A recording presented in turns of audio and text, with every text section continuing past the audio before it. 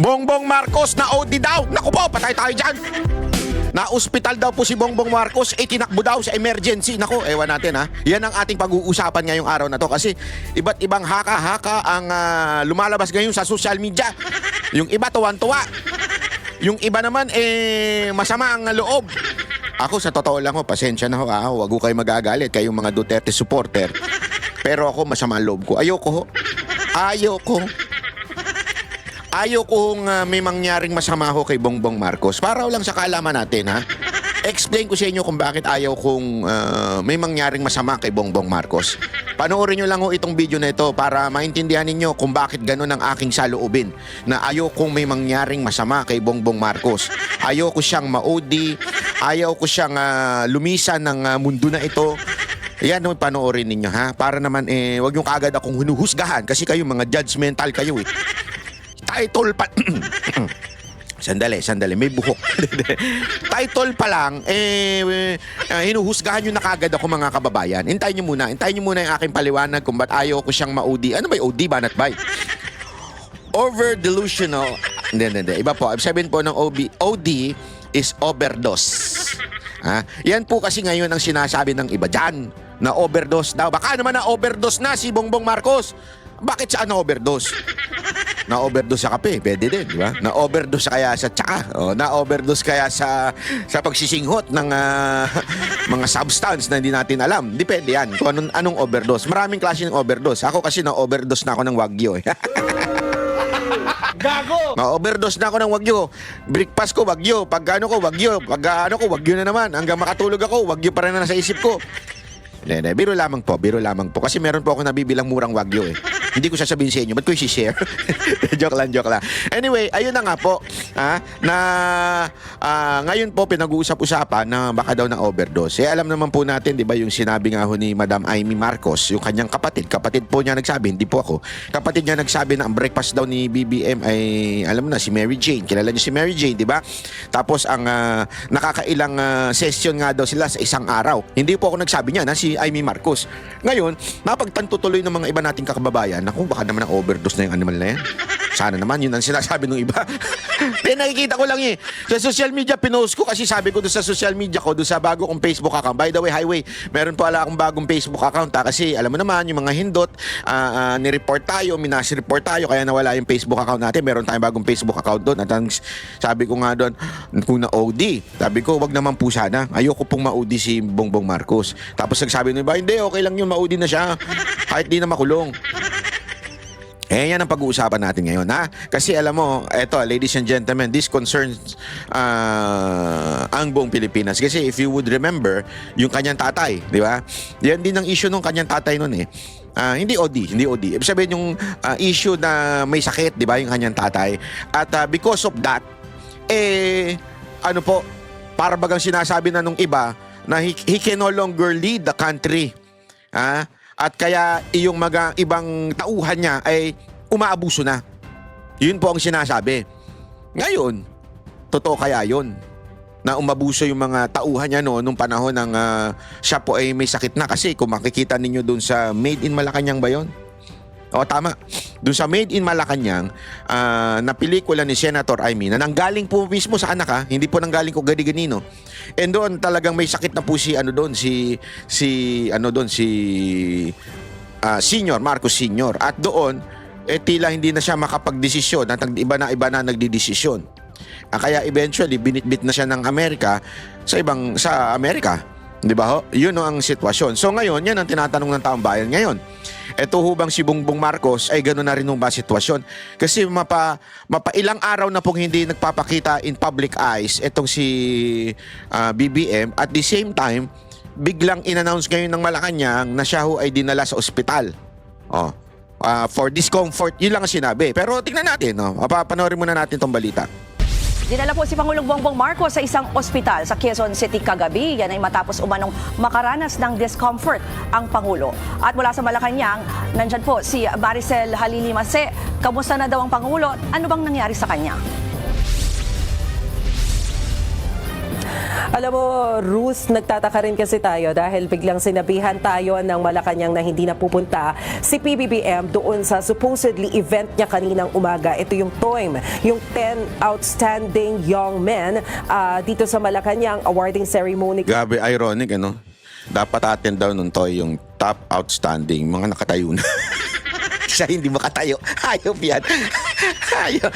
Hindi daw makatayo. Hindi daw. Huwag naman kayong ganyan. Kayo naman sama ng mga ugali yung mga animal kayo. Kanina, but instead of the President's Executive Secretary, Ralph Recto, yung nag-represent sa kanya. Ang sinasabi ng Malacanang, pinaliwanag na ngayon kung bakit hindi nag-attend dahil kagabi, dinala pala siya dyan sa isang private hospital sa Quezon City dahil nga doon sa tinatawag na discomfort na naramdaman niya. Pero nang tanungin natin si Palace Press Officer Undersecretary Claire Castro kung ano bang discomfort ito, hindi na nila idinitalye kung anong klase ng discomfort yung naramdaman. Mali yan eh.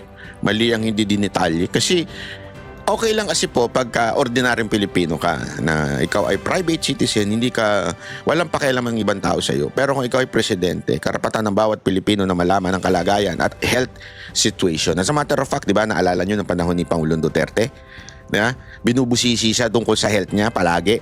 Tapos lagi ngang may hashtag ang mga ulul na nasaan ang Pangulo? Di ba, may mga ganyan-ganyan. Tinan mo ngayon, wala. O asan na yung mga hindot na mga makakaliwa, makatae, black at saka itong mga kakampuet at saka itong mga dilawan. Di ba dati naalala ninyo? Sila'y mahilig dyan. Nasaan na Pangulo? Nasaan na Pangulo? Ba't ngayon hindi nyo hanapin? Di ba? Pansinin nyo, wala kang makikitang hashtag ngayon na nasaan na Pangulo. O. Pero dapat po, noong panahon na yun, sige, nasaan ang Pangulo? Bigla siyang lalabas. Magkakaroon siya ng talk to the people. Di ba? May nagpapahinga siya, mga 3 days, ganun. Pero after nun, lumalabas siya.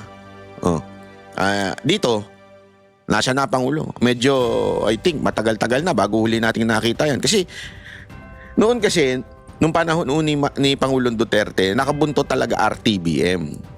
Tapos makikita nyo doon lahat ng ginagawa ni Pangulong Duterte doon sa kanyang araw. Nakabuntot sila. Talagang naka-live yun. Live stream yun. Although may delay lang ng konti. Dinidelay lang nila ng konti for security reason. Para hindi masundan at hindi makapag-prepare kung sino man yung may tangkang masama. So, delay lang ng konti. Pero ngayon, walang ganun. Walang ganun na talagang masasabi mo naka-live stream ang Pangulo everyday. Kaya nga, mapapansin mo, hindi laging nag-a-appear. Magtataka ka kung bakit. Di ba? Tapos ngayon, ganito. Na idadali daw sa ospital. Bakit hindi man lang nag-hashtag yung mga ulul na sinasabi nilang nasa ng Pangulo, nasa ng Pangulo? Di ba? Yun totoo. Nasa ng Pangulo? Na-OD na ba? Hindi natin na, we are not wishing it. As a matter of fact, I told you, ayoko nga eh. Diba? In the beginning of my video, ayoko ma-OD siya. May papaliwanag ko kung bakit, mamaya-maya. Pero, nasaan na Pangulo? Yun ang tanong. Nasaan ang Pangulo? Na-OD na ba siya? Wala bang video na kakaway-kaway man lang siya ng ganyan? O gaganyan-ganyan man lang? Wala. Para malaman natin, di ba? Kasi naalala ko nung si Pangulong Duterte, naglabas pa ng dyaryo eh. Yung kasi ganun yun eh, para proof of life. Hawakan mo yung dyaryo, may date doon ng dyaryo. Yung cover ng dyaryo. Tapos may ganun pa si Pangulong Duterte noon eh. Bakit ngayon walang ganun?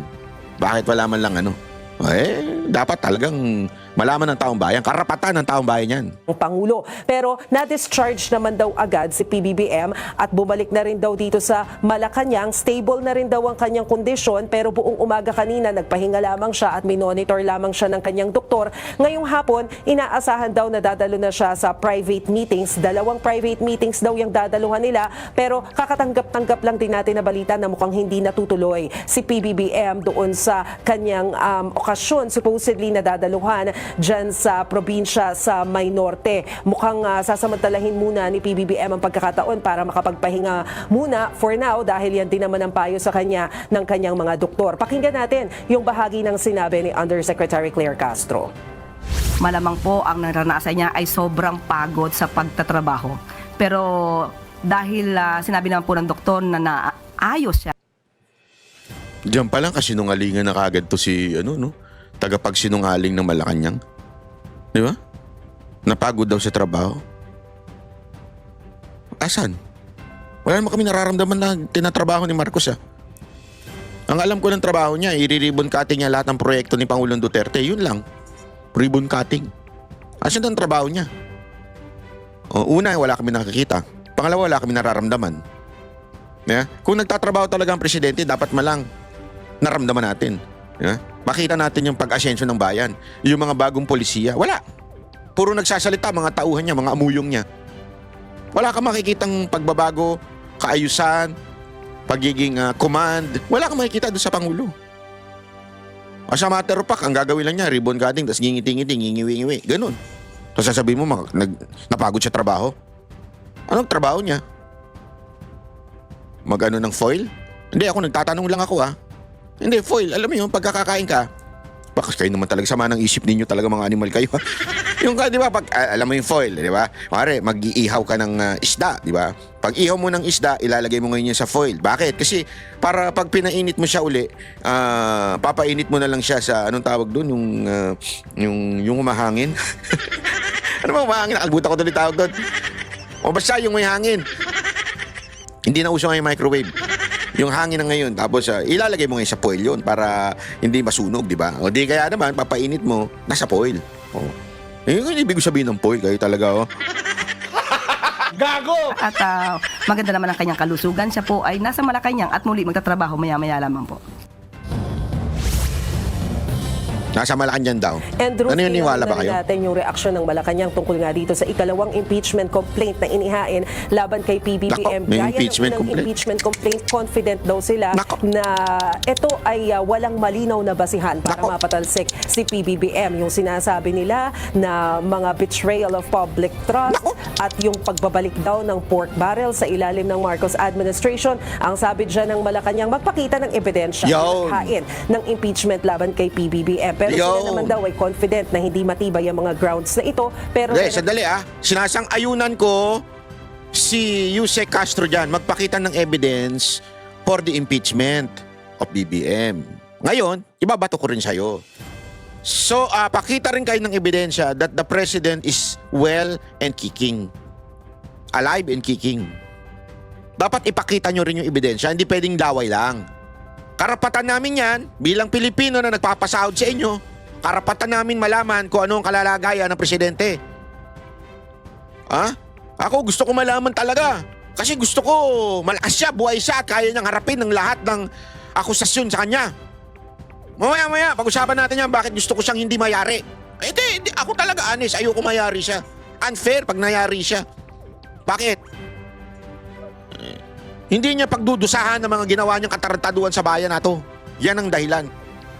Hindi pa pwede, ligtas na siya? Doon na siya sa impyerno? Hindi pa pwede. Kailangan makita ng taong bayan ang ginawa niyang pinagdudusahan niya, ang katarantaduhan, kapabayaan niyang ginawa sa bayan na ito. Yan ang katotohanan. Yan ang gusto kong mangyari. Gusto kong mangyari ay dapat ay malaman niya na hindi natuwa ang bawat Pilipino sa ginagawa niya, sa kahayupan at kapabayaan niya sa bayan na ito. Yan ang totoo. respetuhin pa rin daw nila ang due process. Ruth?